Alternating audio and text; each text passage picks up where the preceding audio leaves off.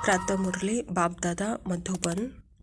यह वंडरफुल पढ़ाई बेहद का बाप पढ़ाते हैं। बाप और उनकी पढ़ाई में कोई भी संशय नहीं आना चाहिए। पहला निश्चय चाहिए कि हमें पढ़ाने वाला कौन है।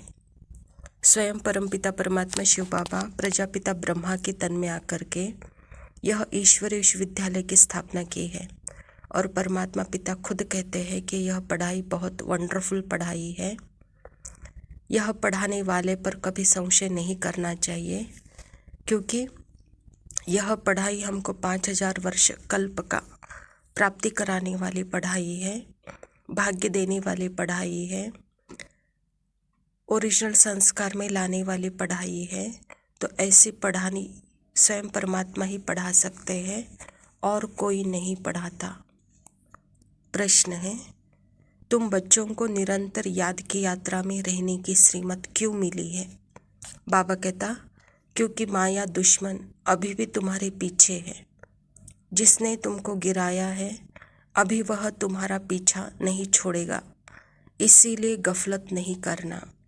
भल तुम संगम युग पर हो, परंतु आधा कल्प उसके रहे हो, इसीलिए जल्दी नहीं छोड़ेगा।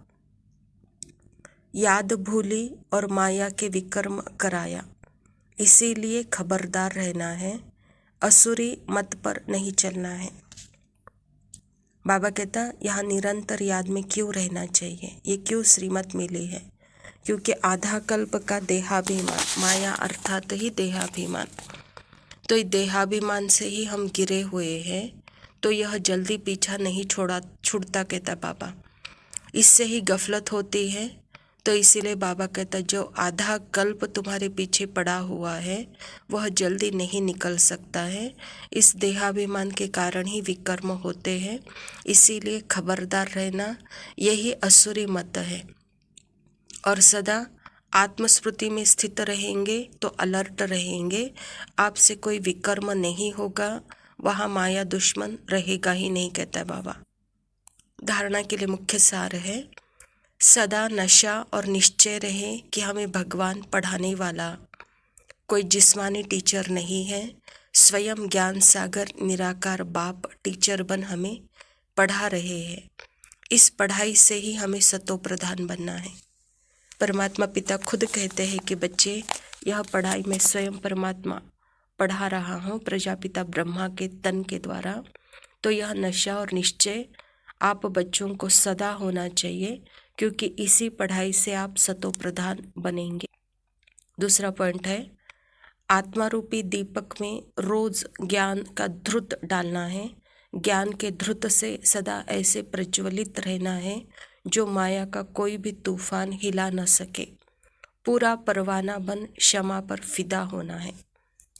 बाबा कहता, बच्चे सदा आत्म ज्योति में सदा ज्ञान अर्थात परमात्मा जो रोज ज्ञान मुरली सुनाते हैं, वो ज्ञान मुरली जैसे कि ध्रुत का काम करती है। जैसे दीपक होता है तो दीपक में जैसे तेल होता है, तो ऐसे ही आत्मा की ज्योति प्रज्वलित करने के लिए ज्ञान का ध्रुत चाहिए।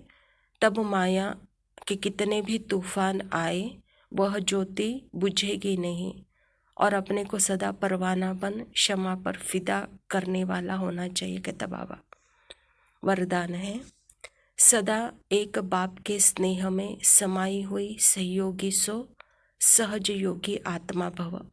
बाबा कहता, जिन बच्चों का बाप से अति स्नेह है वह स्नेही आत्मा सदा बाप के श्रेष्ठ कार्य में सहयोगी होगी, और जो जितना सहयोगी उतना सहज योगी बन जाता है। बाप के स्नेह में समाई हुई सहयोगी आत्मा कभी माया की सहयोगी नहीं हो सकती। उनके हर संकल्प में बाबा और सेवा रहती है, इसीलिए नींद भी करेंगे तो उसमें बड़ा आराम मिलेगा, शांति और शक्ति मिलेगी। नींद नहीं होगी, जैसे कमाई करके खुशी से लेटे हैं, इतना परिवर्तन हो जाता है। परमात्मा पिता कहते कि परमात्मा के प्यार में समाई हुई आत्मा वही सहयोगी है और वही सहज योगी है कहता बाबा। सहयोगी आत्मा के पीछे स्वयं परमात्मा है और जहाँ परमात्मा है वहाँ सदा शांति और शक्ति है, वहाँ आराम ही आराम है। नींद भी कर रहे हैं तो खुशी से। तो इसीलिए बाबा कहता आत्माभिमानी बन करके परमात्मा के स्नेह में समाने वाले सहयोगी सो सहज योगी आत्मा बनो। स्लोगन है, प्रेम के आंसू दिल की डब्बी में मोती बन जाते हैं। अच्छा मीठे मीठे सिकिलदे बच्चों प्रति माता पिता बाप दादा का याद प्यार और गुड मॉर्निंग। रूहानी बाप की रूहानी बच्चों को नमस्ते। हम रूहानी बच्चों की रूहानी बाप दादा को याद प्यार और नमस्ते। लव यू बाबा, शुक्रिया। ओम शांति। अस्तित्व तुम्हारा कब तक ऐसे वारिस होगे, बोलो बोलो कब प्रतिकार करोगे, बोलो कब प्रतिकार करोगे, हर हर महादेव। बोलो कब प्रतिकार करोगे, हर हर महादेव।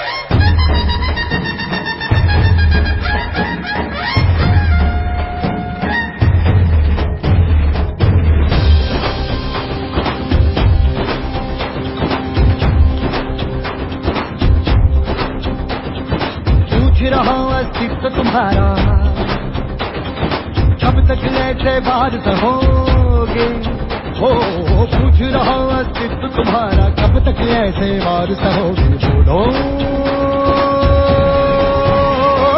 बोलो कब प्रतिकार करोगे,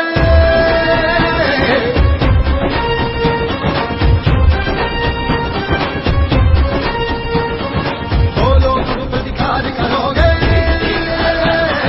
बोलो कब प्रतिकार करोगे। अग्नि वृद्ध होती जाती है, यौवन निर्जर छूट रहा है, प्रत्याशा भरना इसी है, धनुष तुम्हारा टूट रहा है। कब तुम सच स्वीकार करोगे, बोलो बोलो बोलो बोलो कब प्रतिकार करोगे, बोलो कब प्रतिकार करोगे।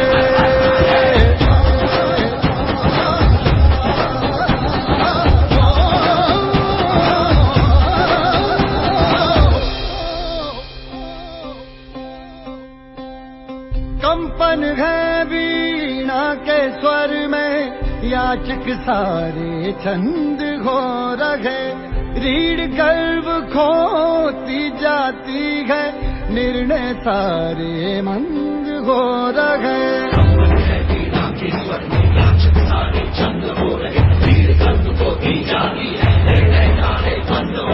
क्या अब हाहाकार करोगे,